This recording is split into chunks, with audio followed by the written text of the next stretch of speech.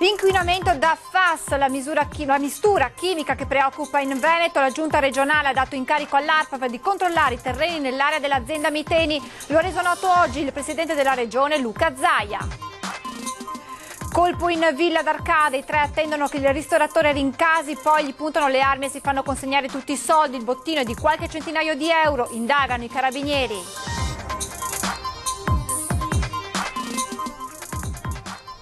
Omicidio lungo la Tergola Fionca nel Padovano. Matteo Venturini sarebbe stato ucciso a bastonate, forse per uno sgarro o un debito. In queste ore si sta cercando l'arma del delitto.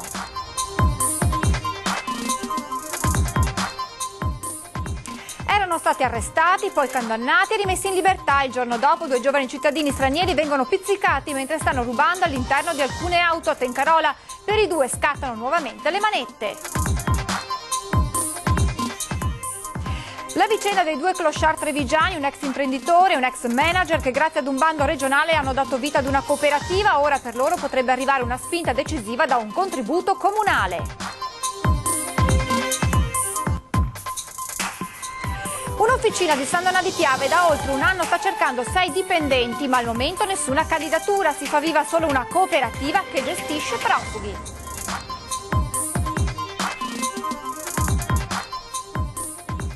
La storia a lieto fine dei proprietari di Paco, un simpatico chihuahua scomparso un anno fa. Quando ormai avevano perso le speranze lo hanno ritrovato grazie ad un automobilista padovano. Telespettatori di Antena 3, buonasera e ben ritrovati con l'edizione del Veneto dei nostri telegiornali. Dunque in primo piano ancora l'allarme FAS, perché oggi il governatore del Veneto Luca Zaia, in visita al nuovo bacino di laminazione di Trissino, ha lanciato un importante annuncio proprio sull'inquinamento e sui controlli. Sentiamo. Un piano Marshall contro il dissesto idrogeologico. Così il governatore Zaia ha definito gli interventi avviati dalla regione per contenere il pericolo alluvione. Tra questi anche il nuovo bacino di laminazione di Trissino, visitato oggi dal governatore. Stiamo parlando di un cantiere complicato, con un'ottantina di ettari, 2.700.000-800.000 metri cubi, e stiamo parlando di un cantiere che vale circa 23 milioni di euro. Il cantiere sta rispettando il cronoprogramma previsto e permetterà di invasare 1 milione di metri cubi d'acqua già entro la fine del 2017. Ma la visita di Zaia a Trissino è stata anche l'occasione per parlare dell'inquinamento da FAS, la cui origine è stata identificata proprio nel comune vicentino. Proprio qui il governatore ha voluto dare un importante annuncio. Abbiamo dato un mandato ad ARPAV di fare quello che magari nessuno ha mai pensato di fare, ovvero che avvii una campagna di monitoraggio del sottosuolo nell'area dei 67.000 metri quadri, sono quasi 7 ettari di superficie dell'area Miteni, dove si andrà, io spero anche velocemente, a fare un monitoraggio con un reticolo di ogni 100 metri quadri, un carottaggio che magari scende fino a una decina di metri sotto il sottosuolo e capiremo cosa c'è sotto le platee e sotto il terreno. Per i carotaggi in zona privata servirà l'autorizzazione della stessa Miteni, ma se non dovesse arrivare l'ARPAV è pronta a prendere contatti con la procura. È fondamentale che si faccia chiarezza, lo facciamo su molti fronti, direi che è fondamentale capire anche nel sottosuolo, in questi 7 ettari circa di superficie dove è presente questa impresa, cosa c'è. Se c'è qualcosa è bene che noi andiamo subito a certificare dove sarà, che cosa sarà e magari anche chi l'ha portato in questi rifiuti. E in merito alla vicenda FAS, in serata è arrivata una nota proprio della Miteni. Vogliamo confermare al presidente Luca Zaia che Miteni continuerà a collaborare con le istituzioni per ogni approfondimento o accertamento riguardante la caratterizzazione dei terreni. Dal 2014 l'azienda ha realizzato, si continua a leggere nella nota, sotto la supervisione e indicazione di ARPA Veneto, oltre 70 carottaggi per analizzare il terreno dello stabilimento e altri 16 carottaggi all'esterno dell'impianto, secondo un piano di valutazione condiviso con l'Agenzia regionale. Siamo a completa disposizione degli organi ambientali e di controllo per un pieno accesso ai nostri terreni nello spirito di collaborazione che, ribadiamo, conclude appunto la nota della Miteni. Ed ora la cronaca per parlare della rapina data a segno ieri sera nel Trevigiano, ad Arcade per l'esattezza. Un comando ha atteso un agguato ad un ristoratore che si è visto costretto a consegnare soldi e auto ai malviventi. Sentiamo. Dico solo una cosa, auguro a tutti che non capiti mai. Walter Saccon, 63 anni, un passato da assessore titolare con i fratelli del ristorante I Tre Pioppi di Arcade, ieri sera si è visto puntare contro una pistola. 2 banditi, mentre forse un terzo faceva da palo, lo hanno atteso all'esterno della villa in cui vive con la moglie Assunta Sordi, che di anni ne ha 58. Pistole in pugno, i 2 lo hanno costretto a entrare in casa e a salire al primo piano. Poi hanno bloccato marito e moglie con dei foulard rimediati nell'abitazione. Dopo avergli legato i polsi hanno chiesto con insistenza dove si trovassero i gioielli. Saccon e la donna non hanno quindi avuto alternativa che consegnare ai 2 tutti i soldi che avevano addosso, circa 400 euro, oltre alle chiavi della Volkswagen Golf, usata poi per la fuga e ritrovata oggi pomeriggio dai carabinieri. Un blitz durato poche decine di minuti in tutto. Non sono neanche stati cattivi, perciò tutto sommato. Uscire senza un graffio dopo una simile esperienza costringe a rivedere le priorità. E anche per Saccon, che di situazioni simili ne ha già vissute altre, oggi è il giorno in cui tirare un sospiro di sollievo. Siccome è una quindicina di volte ormai che mi spaccano le scatole queste cose, lasciamo perdere. Le indagini condotte dai carabinieri procedono senza escludere alcun elemento. Nelle mani degli investigatori, oltre ai filmati delle telecamere di sorveglianza, ci sono le testimonianze di marito e moglie. L'obiettivo è quello di individuare quanto prima gli autori, così da restituire la serenità rubata non solo alle vittime, ma a un'intera comunità. E si sta cercando in queste ore l'arma del delitto di Matteo Venturini, 37enne, trovato massacrato di botte nel fiume Tergole a Vigonza. Siamo in provincia di Padova. All'origine del delitto forse uno sgarro o un debito. Un bastone, un tondino di ferro o più probabilmente un piede di porco. Potrebbe essere una di queste l'arma del delitto più volte scaraventata sul volto di Matteo Venturini, il 37enne trovato agonizzante attorno alla mezzanotte di giovedì nel fiume Tergola a Pionca di Vigonza. In queste ore i sommozzatori dei Vigili del Fuoco sono impegnati nelle acque del canale alla ricerca dell'arma che ha sfigurato l'uomo, residente a Mirano ma di fatto convivente di una donna Sinti al campo nomadi di via Salgari a Santa Maria di Sala. Almeno 10 le persone sentite in queste ore, compresa la compagna che quella sera ha visto allontanare il fidanzato dal campo con alcuni amici verso le 21. Con chi si è incontrato dopo Venturini e perché è finito in quelle condizioni all'interno del canale, semi-incosciente, con profonde ferite alla nuca e all'orecchio. Trovato da una coppia di passaggio mentre dall'acqua urlava il nome Walter e frasi sconnesse, annaspando. Il testimone che ha allertato le forze dell'ordine si è tuffato per recuperare Venturini nell'attesa dell'arrivo dei soccorsi. Mentre si aspetta l'esito finale dell'autopsia, il nucleo investigativo dei Carabinieri di Padova ha sentito diversi residenti del campo nomadi nel Veneziano, oltre ad amici e conoscenti. Venturini, fidanzato con una nomade, non era Sinti. Pare avesse qualche precedente per furto e droga e in questi ambiti si cerca il movente di una tale ferocia. Forse uno sgarro o un debito a scatenare la rabbia di chi lo ha massacrato. Ed ora la storia di 2 malviventi, prima arrestati, poi rimessi in libertà e tornati a rubare nelle auto in sosta. Arrestati a bordo di un'auto rubata, processati per direttissima, condannati a 1 anno di carcere e liberati. E questo già di per sé fa arrabbiare, ma purtroppo non è tutto. Questi 2 malviventi, un 18enne albanese e un 27enne marocchino, la sera dopo la liberazione sono tornati in strada e si sono rimessi a fare quello che facevano da alcune settimane, rubare dalle auto in sosta. I carabinieri li ritengono responsabili di un centinaio di colpi consumati nelle ultime settimane tra Brusegana e Tencarola. Ora c'è la recidiva e forse, ripetiamo forse, resteranno in carcere. Nel loro nascondiglio, all'interno dell'ex seminario di Selvazzano, dove dormivano, c'era tutta la refurtiva. Il modus operandi era sempre lo stesso: colpo al finestrino, vetro in frantumi e fuga con il bottino. Subito si sono rimessi all'opera perché abbiamo accertato che nella notte del 18 avevano commesso altri diversi furti sempre su autovettura. Il prezioso lavoro delle forze dell'ordine viene spesso vanificato da leggi poco chiare e difficilmente applicabili. Occorre una riforma della giustizia rapida che garantisca la certezza della pena. Intanto sul fronte sicurezza si riapre la ferita relativa all'ex seminario, un problema mai risolto a Selvazzano. Quest'area era la loro base logistica perché oltre ai 2 ragazzi che sono stati sottoposti a fermo abbiamo ritrovato anche un ragazzo kosovaro destinatario di un ordine di carcerazione per reati in materia di stupefacenti, e una ragazza minorenne la cui madre aveva denunciato la scomparsa una settimana fa. Ed ora la vicenda dei due clochard trevigiani, un ex imprenditore, un ex manager che grazie ad un bando regionale hanno dato vita ad una cooperativa. Ora potrebbe arrivare una spinta decisiva al loro progetto grazie ad un contributo comunale.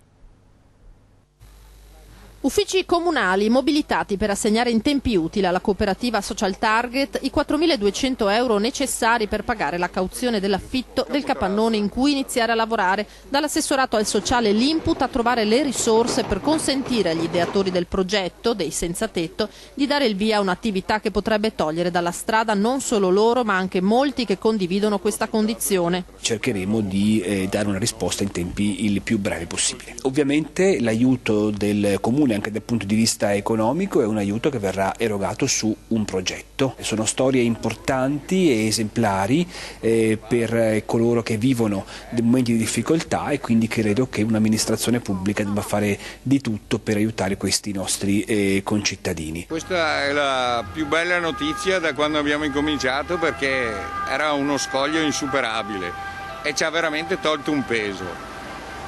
Adesso possiamo concentrarci sulla ricerca del lavoro e su motivare le persone, su addestrarle e cercare di fare in più breve tempo possibile un reddito per tutti. Ci fermano le persone per strada che ci chiedono di lavorare con noi, di venire, cioè, ne abbiamo 6, ma se avessimo lavoro per 50 io credo ne troveremo 50 nel giro di pochissimo tempo. Luciano sta già frequentando dei corsi di formazione che saranno organizzati anche per il personale. Faremo sicuramente dei corsi interni, perché dobbiamo spiegare a tutti come vanno fatte le cose, eccetera.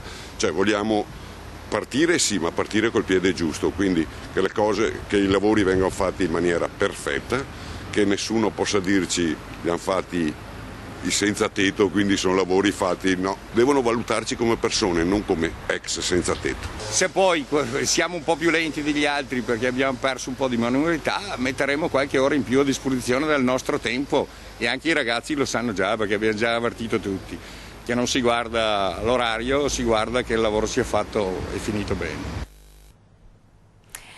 Da una storia ad un'altra, una storia di amore e di speranza che arriva da Rovigo, dove una coppia di coniugi, lui disoccupato da 4 anni, lei collaboratrice domestica con 2 figli, è stata costretta a vendere le fedi nuziali per sopravvivere. Talmente poveri da arrivare a dover vendere la fede, il simbolo dell'unione dell'amore, per poter sopravvivere. Per una coppia di Rovigo qualsiasi spesa era diventata una corsa ad ostacoli. Comprare le medicine per la figlia di 8 anni per una banale influenza, acquistare il cibo. Per le bollette ci stava già pensando la Caritas, qualche aiuto era arrivato anche dal comune. Una storia di crisi ma anche di speranza che ha toccato il cuore di molti, anche quello del parroco di San Bortolo, che si è messo alla guida della carovana di solidarietà partita per raggiungere la famiglia del Rodigino. Mamma, papà e 2 figli, il più grande ha dovuto abbandonare gli studi.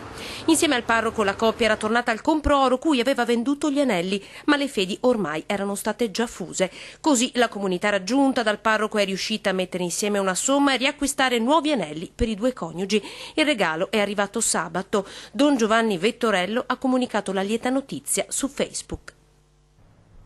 Torniamo ora alla politica, quella locale che si mescola a quella nazionale, perché il governatore Luca Zaia è sempre più al centro delle voci che lo vogliono come prossimo candidato premier. Il futuro del centrodestra passa da Luca Zaia. Sembra esserne convinto Silvio Berlusconi. Il numero 1 di Forza Italia ha una visione che spera di trasformare in certezza nei prossimi mesi. Con il PD a pezzi, lacerato dalle correnti, il governatore del Veneto può giocare un ruolo da assoluto protagonista a livello nazionale come candidato premier. E Salvini, la mossa di Berlusconi è chiara. Il rapporto con il leader del Carroccio va ricostruito, ma non può essere lui l'uomo giusto da proporre per Palazzo Chigi. E allora si punta tutto sul moderato Zaia. In una mossa si otterrebbero i 2 risultati. Dalla segreteria di Berlusconi gettano acqua sul fuoco e smentiscono le dichiarazioni apparse oggi su Repubblica.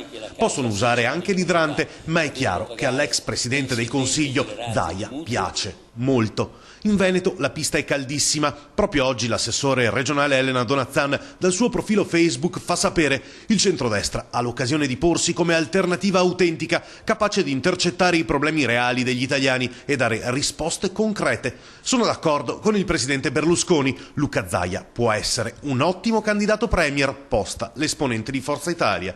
E a proposito di azzurri e del rapporto da recuperare con la Lega, Eleonora Mosco, vice sindaco uscente e bitonciana di ferro, è stata selezionata da Berlusconi in persona come nuovo volto del partito per le ospitate in TV. Solo qualche mese fa l'ex commissario Simone Furlan sosteneva che la Mosco era stata messa ai margini, cancellata proprio dal Cavaliere dalla lista dei volti interessanti da lanciare sul panorama nazionale. La situazione si è rovesciata in poche settimane e ora chi era ai margini del progetto, almeno stando a quanto si diceva dai vari coordinamenti e commissariamenti, si ritrova catapultata in prima linea. Da uno schieramento all'altro, dal centro-destra al centro-sinistra, dopo l'assemblea di ieri del Partito Democratico, ci si interroga su quali saranno le conseguenze della scissione a livello veneto. Noi abbiamo raggiunto telefonicamente il segretario dimissionario Roger Demenec. È chiaro che ormai il nostro segretario si è dimesso, quindi la fase congressuale si è aperta. Io spero sinceramente che il fatto che il partito sia contendibile sia dal punto di vista dei programmi che delle persone faccia rientrare i tentativi di rottura che abbiamo visto in atto in queste settimane.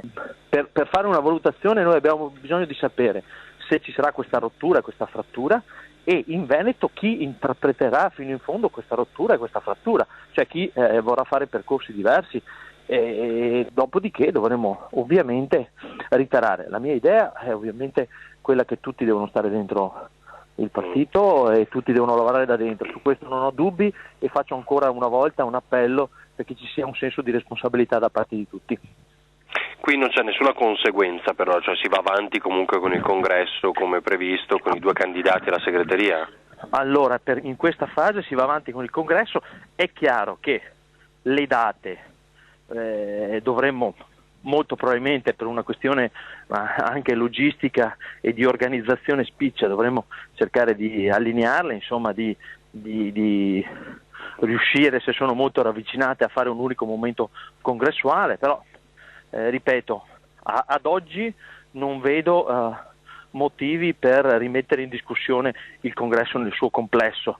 Domani vedremo chi farà scelte diverse, quali sono le dimensioni di questa frattura, se ci sarà. Io spero di no, e decideremo tutti insieme da farsi. Al via il progetto che unisce Avviso Pubblico e Regione Veneto per insegnare ai sindaci e alla polizia locale come contrastare le infiltrazioni mafiose. I comuni sono presidi di democrazia e legalità. Da questo principio parte la seconda edizione del progetto Conoscere le mafie e costruire legalità. Avviso Pubblico e Regione Veneto tornano a collaborare per formare agenti di polizia locale e amministratori in modo tale che siano in grado di contrastare le infiltrazioni della criminalità organizzata nel nostro territorio. È un corso che intreccia una parte di competenze tecniche, ma soprattutto che vuole dare spazio alle migliori esperienze che noi siamo riusciti come Associazione Nazionale, come rete di amministrazioni locali, di raccogliere. Il seminario oggi a Rovigo è il primo appuntamento di una lunga serie di incontri che terminerà poi nel novembre del 2018. Fondamentale focalizzare il ruolo delle politiche regionali e renderle consapevoli delle strutture legislative e pratiche. Quello che chiede la comunità è qualcosa di molto più ampio, tendenzialmente è riferito alla qualità degli spazi pubblici, e per questo dobbiamo tenere in seria considerazione sia la dimensione percettiva, cioè ciò che le persone valutano del proprio intorno, sia naturalmente alcuni fenomeni come quelli delittuosi, sia altri, come dicevo, di disordine urbano che non rientrano nella sfera penale ma che alimentano deficit di insicurezza nella comunità. Agli incontri potranno partecipare agenti della polizia locale, sindaci e dipendenti pubblici, perché è fondamentale tutelare il tessuto economico e politico locale. Abbiamo il concetto del degrado urbano, dell'illegalità, di quei fenomeni come il gioco d'azzardo, dei fenomeni che riguardano le infiltrazioni mafiose nella pubblica amministrazione, e sono tutte situazioni che trovano sempre più ampia diffusione e sempre maggiori tentativi di infiltrazione. Ci fermiamo adesso per qualche minuto di pubblicità, restate con noi.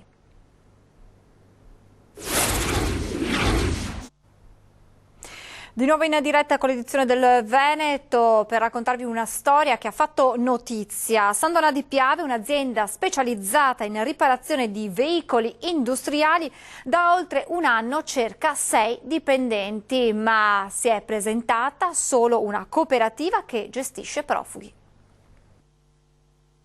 Purtroppo i ragazzi giovani di adesso vengono, ci chiedono gli orari, ci chiedono lo stipendio, quando invece è l'ultima cosa da chiedere. Dipendenti da assumere non se ne trovano, o almeno al colloquio di lavoro si presentano, ma poi di fronte a parole come reperibilità notturna o turni di sabato se ne vanno. Succede anche oggi in epoca di crisi. Siamo alla Sandonauto di Sandonà. Papà e figlio insieme da 9 anni qui e nel settore della riparazione dei veicoli industriali dal 1978 pubblicano un annuncio su Facebook, ma i risultati sono scarsi. I posti rimangono vacanti e così il fatto fa notizia. Questa mattina la sorpresa, a rispondere all'appello arrivano i profughi. La cooperativa che segue i migranti qui a Sandonà ci ha girato un curriculum di un ragazzo che ha avuto esperienza per 9 anni nel suo paese d'origine e aveva un'officina sua, un ragazzo di 25-26 anni che mi ha detto, e che probabilmente nei prossimi giorni verrà a fare un colloquio e conoscere l'ambiente. A prendere quel lavoro potrebbe essere un profugo afghano, meccanico nel suo paese d'origine e da 2 anni a Sandonà. Una volta si usava il martello, adesso si usa il computer, è cambiato completamente, insomma. In effetti abbiamo bisogno di giovani preparati o li insegniamo noi, insomma. I posti vacanti sono 6, la ricerca è aperta da più di un anno. L'importante è che uno venga con buona volontà, dopo tutto nasce da solo. Quindi nessuna discriminazione, pronti? Assolutamente, anzi. Ora una buona notizia con il lieto fine per i padroni di Paco, un chihuahua scomparso da un anno e ritrovato da un automobilista padovano. Eccolo qua. Eccole qua, ecco, siamo tutti qui. Questa è la sua cuccia. Ancora non ci credono di poter giocare e riabbracciare nuovamente il loro Paco, un chihuahua di 7 anni che un anno fa, il giorno di San Valentino, è scomparso mentre la famiglia Teodorini si trovava nel parcheggio di un circolo ippico a Casale sul Sile frequentato dalla figlia. Nell'andirivieni tra la scuderia e la macchina, rientrando alla macchina Paco non era più nella sua cuccia nel sedile dietro dove l'avevamo lasciato temporaneamente perché pioveva a dirotto. Nei giorni successivi i Teodorini hanno distribuito volantini ovunque, ma di Paco nessuna traccia, almeno fino a venerdì scorso quando un signore l'ha ritrovato. All'ora di pranzo l'aveva trovato in rotonda vicino all'ospedale di Piove di Sacco, l'ha visto sul ciglio della strada, si è preoccupato che non venisse investito e l'ha raccolto e molto scrupolosamente è andato da un veterinario, ha fatto leggere il microchip, poi risalito al numero di microchip, ha fatto una ricerca autonomamente, tra l'altro, perché a mio giudizio doveva essere il veterinario a farla, invece bravissimo lui. E stavamo mangiando, no? Ed eravamo in tenuta da casa. Arrivate le foto, accertato che era lui, eravamo già vestiti con papà con le chiavi della macchina. Siamo arrivati e lui era lì seduto tranquillo, mi ha visto e si è subito alzato e mi ha riconosciuto, e quando l'ha tenuto in braccio papà si è sporto verso di me e quando l'ha fatto mi sono sentita proprio benissimo perché mi aveva proprio riconosciuto. Una gioia immensa per tutta la famiglia che credeva di non rivedere più Paco, al punto che per colmare il vuoto lasciato avevano preso un altro cagnolino simile. Ora vivono tutti insieme, gattina compresa.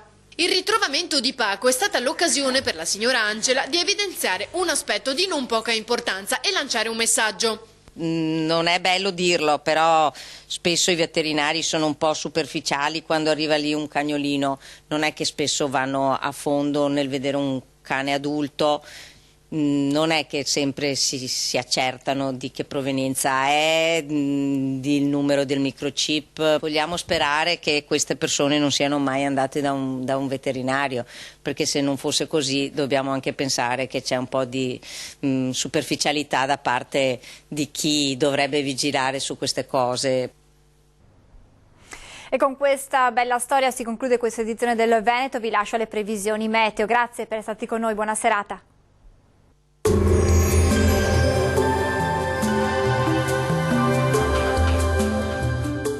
Futura Serramenti, i tuoi serramenti in PVC, la massima qualità inalterata nel tempo. Ti aspettiamo nella nuova sede fronte strada statale Noalese a Quinto di Treviso.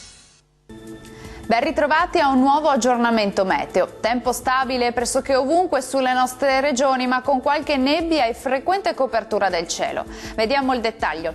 Sul Veneto tempo asciutto, da evidenziare però una diffusa nuvolosità e nebbie sulle pianure centro-settentrionali, spesso anche fitte e resistenti per tutta la giornata. Diamo uno sguardo alle temperature, le massime saranno comprese tra i 7 e i 13 gradi, minime attese invece tra 1 e 4 gradi circa.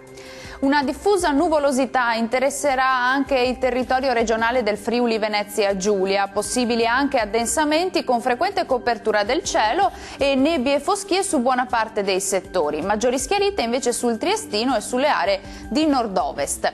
Temperature massime attese tra gli 8 e i 12 gradi, minime tra 4 e 6 gradi circa. Concludiamo con uno sguardo alla situazione del Trentino Alto Adige. Sui settori di confine saranno possibili fiocchi a quote medie, ampio soleggiamento invece altrove. Temperature massime attese intorno ai 16-17 gradi, valori minimi previsti tra -1 e -3 gradi. Il mare sarà generalmente calmo, i venti deboli e sud-occidentali. Bene, per oggi è tutto, l'appuntamento come di consueto è per domani. Arrivederci.